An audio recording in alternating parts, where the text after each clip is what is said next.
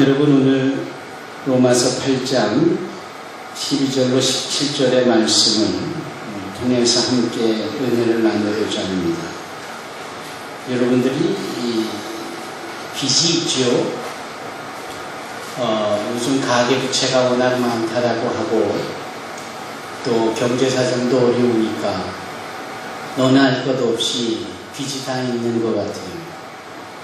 아니요, 나는 빚이 없어요 라고 하시는 분들도 계시지만 놀랍게도 대한민국 사람이면 1인당 이자를 42만 원씩 내야 할 빚이 있습니다. 우리나라가 그렇게 채무가 많은 나라입니다. 그래서 우리나라가 지고 있는 채무를 5천만 명으로 나누어 보면 1인당 오늘 성경 본문을 읽은 노엘이나 공원기도를 하신 조선의 권사나 또는 여기에 모여진 모든 1층, 2층, 3층에 또는 전국적으로 있는 모든 사람들이 평균 내야 될 원금도 아니라 이자만 42만 원이에요. 그러니 나는 빚지지 않았다라고 말할 사람이 없지요. 우리는 다 빚진 자들입니다. 오늘 본문에서 사도 바울은 우리가 빚진 자라 이렇게 말을 합니다. 그런데 사도 바울이 말하고 있는 이 빚진 자라고 하는 빚은 그렇게 가계부채나 또는 누구에게 차용을 해서나 상환하거나 갚아야 될 돈이 있는 그 빚의 의미가 아니죠. 여기 사도 바울이 말하고 있는 빚진 자다라는 것은 소위 하나님의 은혜를 받아서 그 은혜를 누리고 있는, 그래서 감사할 수밖에 없는, 그 은혜로 인하여서 감격해서 살고 있는 그 거룩한 부담에 대하여서 빚졌다라고 말하는 겁니다. 일찍이 그는 로마서 1장 말씀에 나는 헬라인에게나 유대인에게나 지혜로운 자에게나 미련한 자에게 다 빚진 자다, 이렇게 말씀을 했어요. 나는 헬라인에게나 유대인에게나 지혜로운 자나 우둔한 자에게 다 빚진 자다. 그것은 나와 같은 자를 하나님께서 택하셔서 자녀 삼아 주셨고 은혜를 베풀어 주신 것이 너무나도 감사하여서 그 은혜를 전하여야 하겠는데, 그 하나님의 사랑을 전해야 되겠는데, 그 전함을 받는 대상자가 헬라인일 수도 있고 우리의 동포 유대인일 수도 있고, 사람들이 특히 이분화해서 나누는 지혜로운 자이거나 또는 미련자이거나 모두에게 나는 그 하나님의 사랑을 전할 수밖에 없는 자다, 나는 그 하나님의 은혜를 나타낼 수밖에 없는 자다, 이것을 자신이 나는 빚진 자다라고 그렇게 표현한 겁니다. 그런데 오늘 본문에는 나라고 표현하지 않고 우리라고 표현하고 있습니다. 우리 모두가 다 빚진 자다. 그것은 결국은 무엇을 의미하는 겁니까? 자기 자신의 간증을 넘어서 누구도 거부할 수 없는 불가항력적인 하나님이 베푸신 은혜. 우리가 다 예전에는 죄인이었고 어둠의 자녀였고 우리가 다 악한 행실 속에 있었던 자였는데 하나님께서 우리를 택하여 당신의 자녀 삼으셨고 하나님께서 우리에게 사랑을 베푸셔서 독생자 예수 그리스도로 말미암아 우리의 모든 죄의 값을 치워주셨기 때문에 그 값을 치르신 예수 그리스도의 은혜를 생각하면 그 값을 치루어내신 장소인 도구인 십자가만을 생각하면 우리가 다 빚진 자다라는, 사랑하는 성도 여러분, 그러한 점에서 우리가 빚진 자라고 하는 고백은 사도 바울의 고백으로만 끝나서는 안 될 것입니다. 우리 모두의 신앙생활 속에서 우리는 빚진 자다라고 말할 수 있어야 합니다. 그리고 그게 말로만 해서 될 일이 아니고 몸소 행하여야 합니다. 에베소서 2장 8절의 말씀에 따라 그분이 우리에게 베푸신 은혜가 곧 선물이라고 했는데 내가 잘나서 어떠한 특별한 공로가 있어서 그것을 얻고자 노력을 해서도 아닌 하나님의 주신 선물로 인하여서 우리가 은혜 가운데 거하게 되어졌고 은혜 아래에 거하며 살게 되어졌을 때 그것을 우리가 인식하고 있다면 그 벅찬 감동으로 인하여서 그 은혜를 또다시 전하지 않고는 못 견딜 만큼 마음에 거룩한 부담이 있어야 하는 거죠. 이게 바로 하나님 앞에서의 빚진 자의 모습이고 삶으로 그것을 드러낼 수 있는 자들이어야 합니다. 저 강화도에 우리 산소만교회 성도 중에 한 분이 조복희 집사라고 살고 계십니다. 부득불 제가 실명을 언급하는 이유는 다 좋은 일이기 때문에 실명을 언급하는 거예요. 그분이 저에게 당신은 늘 처음 하듯이 얘기를 하시지만 저는 오래전부터 몇 번을 들었는지 몰라요. 확실히 연세가 들어가시면 총기가 떨어지시는지 말씀을 하신 것을 또 하고 하시는데 그분의 이야기를 말씀을 들어보면 참 은혜가 됩니다. 그리고 어쩌면 몇 번을 전화도 더함도 없고 덜함도 없는지 결국은 그분이 저에게 말하고 싶은 것은 소위 지어낸 얘기가 아니라는 것이 너무나도 자명해요. 그분이 저에게 하시는 말씀은 이런 겁니다. 당신이 아주 어렸을 때 정말 찢어지게 가난한 집안에 있을 때 몸이 너무 아팠다라는 겁니다. 너무 몸이 아프고 먹을 것도 없고 소위 피골이 상접한 것이지요. 죽을 날만 기다리는 상황이라는 거예요. 그때 그 어린 딸을 부둥켜 안은 이 어미가 당신의 친정어머니가 그 의원을 찾아 나서는 겁니다. 그런데 수중에 돈이 한 푼도 없는 거예요. 그래서 이 어머니가 그 어린 딸 조복희 집사를 그 병원 의사한테 맡기면서 무릎을 꿇고 손이 발이 되도록 빌었다는 거예요. 제발 좀 제 딸을 좀 살려내시고 약 좀 지어주십시오.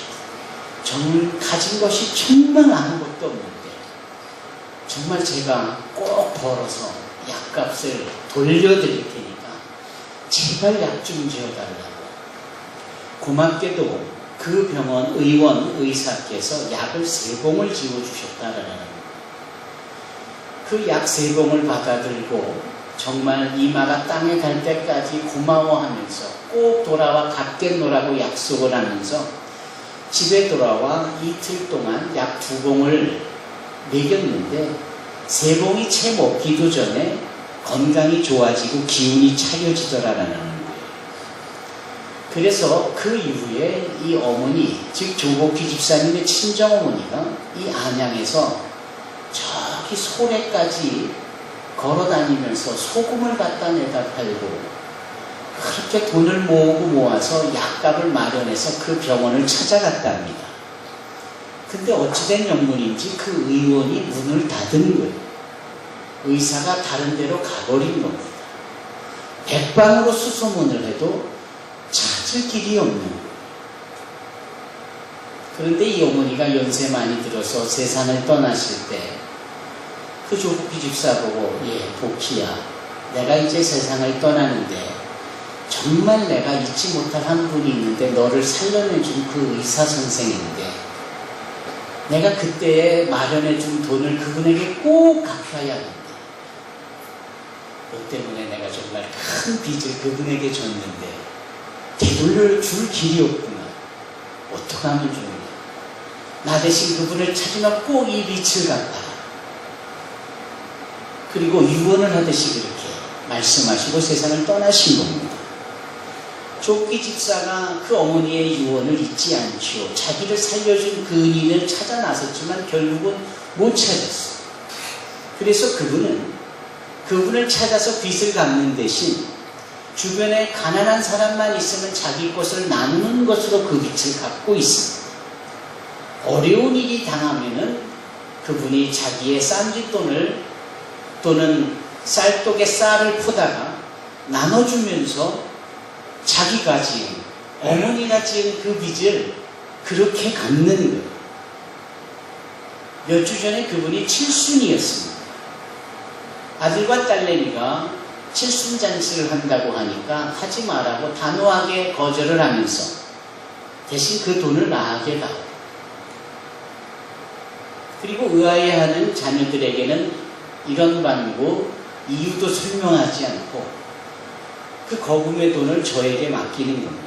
그러면서 하는 말씀이 텔레비전을 보니 오지에서는 정말 물이 더러워서 오염된 물을 먹고 장티푸스, 말라리아 같은 것들이 너무 쉽게 걸리고 너무 먹을 것이 없어서 쉽게 죽어가는 영혼들이 있는데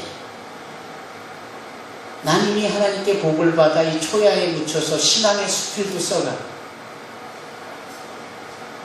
이 돈을 그들에게 좀 주셨으면 좋겠다. 저한테 주시는 거예요. 맡기시는 거예요.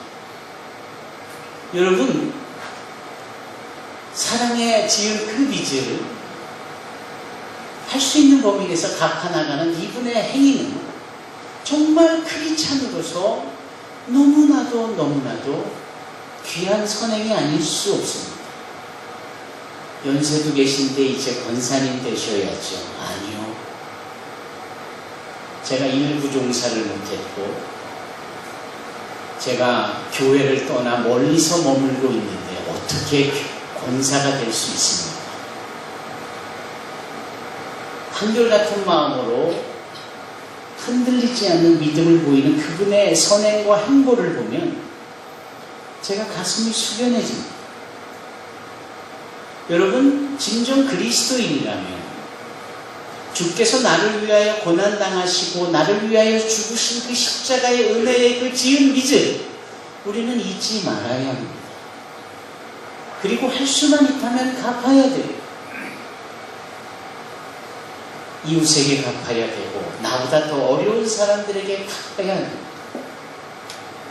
사도 바울은 그것을 말하고 있는 겁니다. 우리가 다 빚진 자다. 우리가 다 빚진 자다. 그리스도인들이 너무 많은 은혜를 받아서 소위 은혜의 견인의 차원에서 부를 누리고 있습니다. 배고른 자가 과연 몇이나 되겠습니까? 소위 번영신앙이다 해가지고 부를 누리며 더 많은 부를 생각하고 그것을 얻어야 된다라고 말하는 이 즈음에 과연 나의 것을 나누고 소외된 자들에게 공급해주는 진정한 그리스도인이 필요한 때입니다. 그래서 오늘 본문의 말씀의 시작인 로마서 8장 12절이 유난히 가슴에 와닿습니다. 우리는 빚진 자들입니다. 사도 바울은 빚진 자의 심정이 되어줘서 그 로마에 있는 사람들에게 이렇게 글을 써나갑니다. 그의 글 속에는 로마인들에게 그네들의 수준과 형편에 맞추어서 하나님께 받은 은혜, 그분께 받은 빚이 무엇인지를 설명하는 내용이 기록이 되어졌는데 그게 바로 오늘 본문이에요. 이 본문 속에 사도 바울은 로마 사람들이라면, 아니 로마에 살고 있는 사람들이라면 자연스럽게 이해를 해서 끄덕일 만한 그런 예를 들어서 설명을 합니다. 그게 무엇이고 하면 소위 남의 가문의 자녀로 가는 거예요. 바꿔 말하면 입적이라 할까 또는 입양이라 할까 어덕션이죠. 어덕션. 어떤 고아와 같은 존재들을 내가 양아들 삼고 양딸을 삼는 거죠. 그네들에게서는 양아버지가 생기고 양어머니가 생기는 뭐 이런 겁니다. 여러분, 이와 같은 이 어덕션이라는 측면의 일들은 예전이나 지금이나 동서고금을 막론하고 존재했습니다만 가장 그 어덕션, 즉 입양이라는 것이 자유롭게 너무나도 보편적으로 진행이 되어지던 때가 놀랍게도 2000년 전 로마 시대의 그 로마 한복판이었습니다. 그 입양을 할 때 말입니다. 적어도 이러한 식의 과정이 있는, 그 과정을 말하기 전 제가 오래전 너무나도 감동을 받은 영화 이야기를 한 편 해드리고 싶은데, 그 영화는 윌리엄 와일러라는 그 명장인 감독이 만든 벤허라는 영화입니다. 그 벤허는 주다 벤허라는 사람에 대한 일대기를 그린 영화입니다만, 두 번이나 예수님께서 등장하며 무엇보다도 예수님께서 다 이루셨다라고 말씀하시며 십자가에 못이 박힌 채 운명하실 때 천둥번개와 함께 큰 비가 내리지요. 그 비가 주님의 흘러내리던 핏물과 함께 섞여 그 갈보리 언덕에서 흘러가 동서사방으로 개천으로 시내로 강으로 회복이 되어지는 역사로 나타나는 그러한 신앙의 명화입니다. 거기에 주다 베너의 이야기를 제가 하고 싶은 거예요. 이 자는 유대인으로서 유대 지역에서 부자로 살지만 모든 이들에게 존경받는 좋은 분입니다.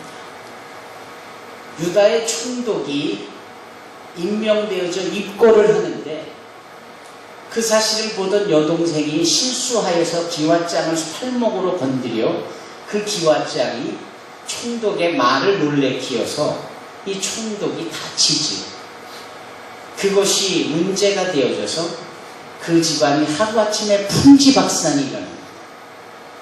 그리고 어머니와 딸은 생사도 모른 채 끌려가 버렸고, 이 유다 베너는 졸지에 노예가 돼서 노예시장에 팔리고, 급기야는 이 로마의 정부 산하의 해군, 즉 전함의 맨 밑바닥에 착고가 채워진 채 매를 맞으며 노를 저어야 하는 신분이 되어집니다.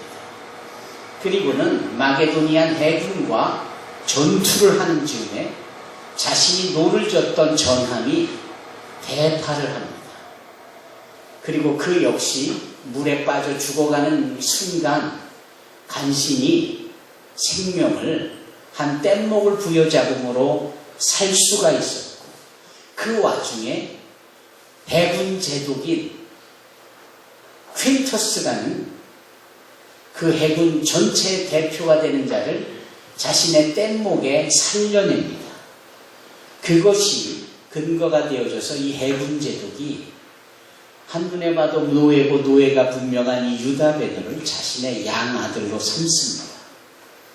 양아들로 삼으니까 하루아침에 노예였던 이 유다 베너가 유명한 권세 있는 실력가인 해군 제독의 아들이 되는 거예요. 그리고 해군 제독이 가지고 있는 덕망과 재산과 권세를 다 누릴 수 있는 아들이 되어지는 겁니다. 누구도 그 유다 베너가 노예였다라는 것에 대해서 왈가왈부하지 않습니다. 설령 노예였어도 해군 제독이 양아들로 입양을 했기 때문에 그는 더 이상 노예이지도 않을 뿐더러 노예였던 과거는 입에 언급돼서도 아니 되는 법입니다. 그렇게 진행되어졌던 이 영화 베너를 보면서 저는 오늘 본문의 말씀에 사도 바울이 무엇을 전하고자 하는 내용이 오버랩이 되는 거예요. 아주 선명하게 투영이 되는 겁니다.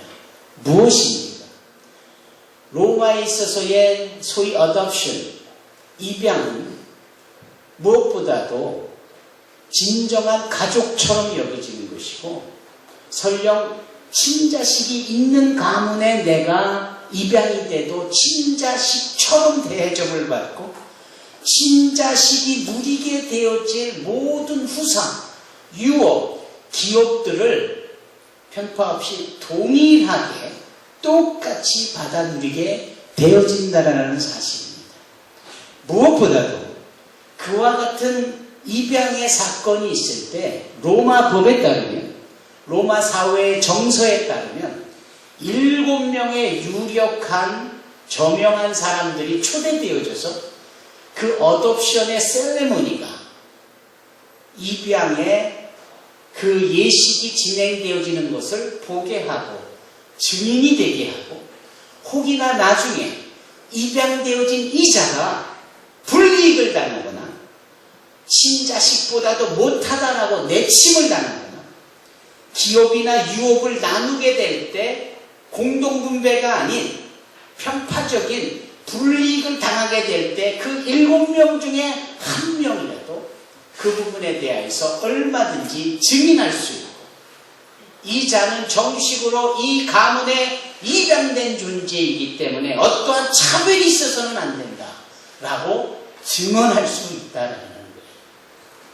그리고 그 증언이 곧 증거가 되기 때문에 입양되어진 자가 어떠한 불이익을 당할 수 없는 것이 로마의 법이었고, 로마의 문화였고, 로마의 정서였습니다.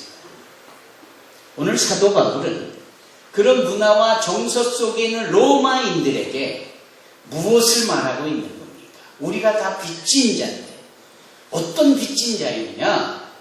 죄인 속에, 악함 속에, 어둠의 자녀 속에 있었지만 하나님께서 당신의 독생자 예수 그리스도로 말미암아 우리에게 은혜를 베풀어 주시고 은혜 안에 거하게 하시며 우리를 당신의 양자로 입양시켜 주셨다라는 거예요.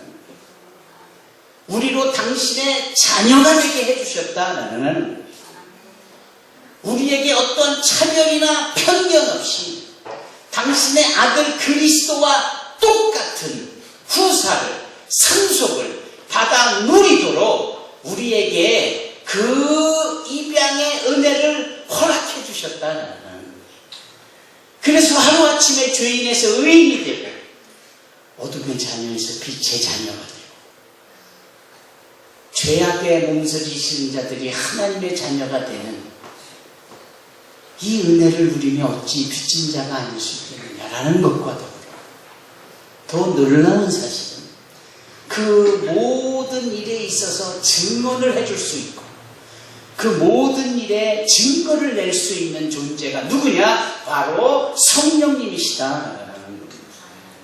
제가 다시 한번 12절로 17절까지의 말씀을 읽겠습니다. 그러므로 형제들아, 우리가 빚진 자로 돼 육신에게 져서 육신대로 살 것이 아니니라. 너희가 육신대로 살면 반드시 죽을 것이로되 영으로서 몸의 행실을 죽이면 살리니 무릇 하나님의 영으로 인도함을 받는 사람은 곧 하나님의 아들이라. 너희는 다시 무소한 종의 영을 받지 아니하고 양자의 영을 받았으므로 우리가 아바, 아버지라고 부르짖느니라.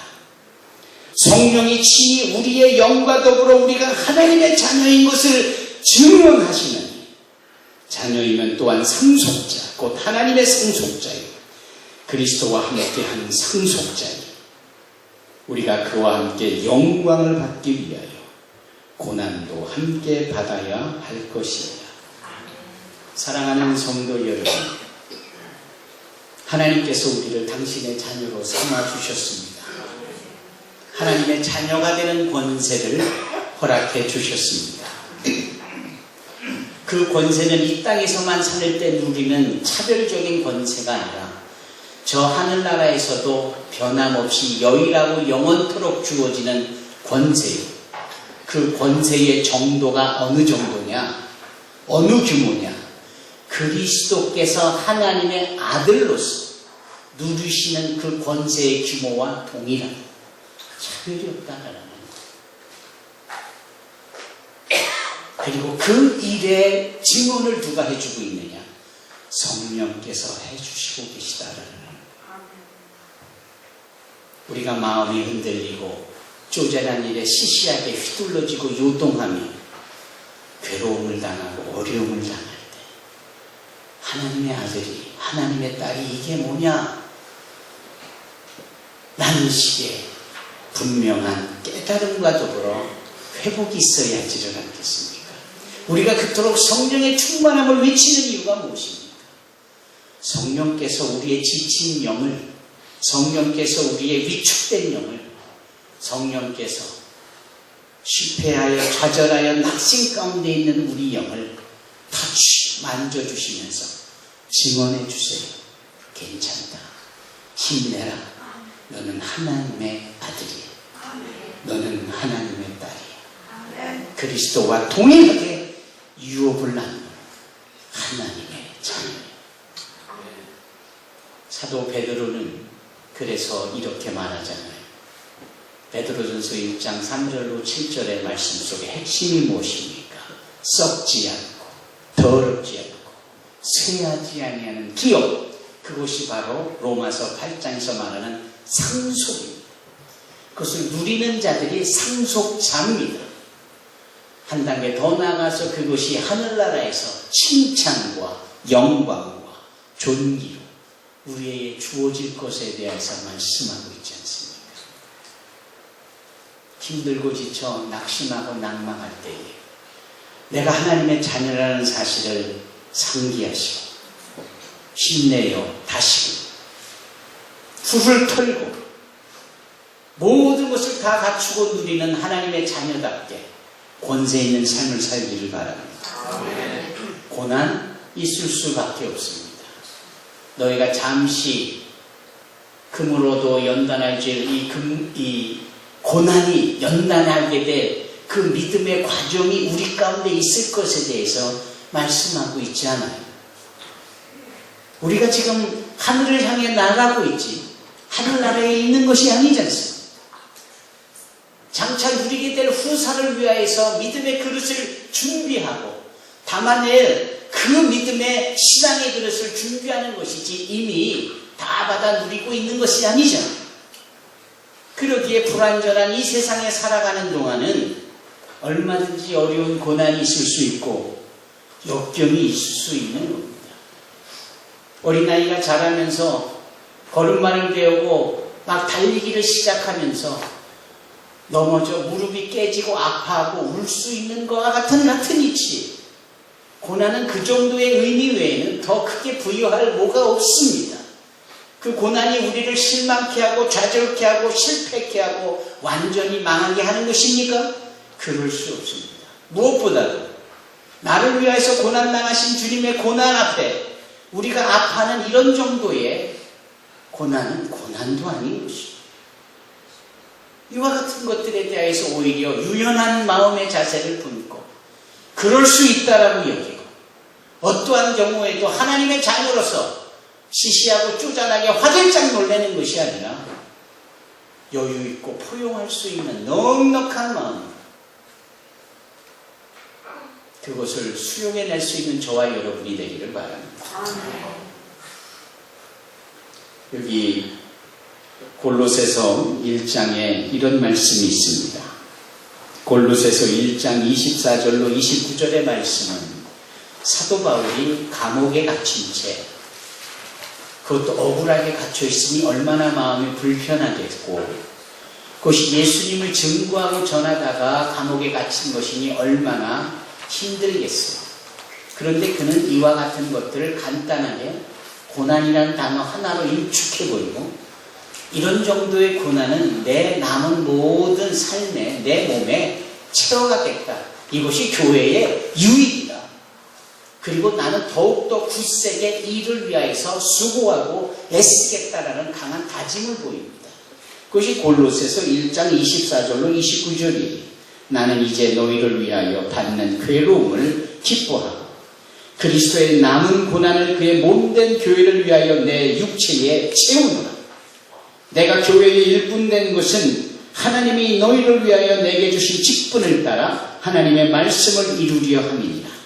이 비밀은 만세와 만대로부터 감춰졌던 것인데 이제는 그의 성도들에게 나타났고 하나님이 그들로 하여금 이 비밀의 영광이 이방인 가운데 얼마나 풍성한지를 알게 하려 하심이니라.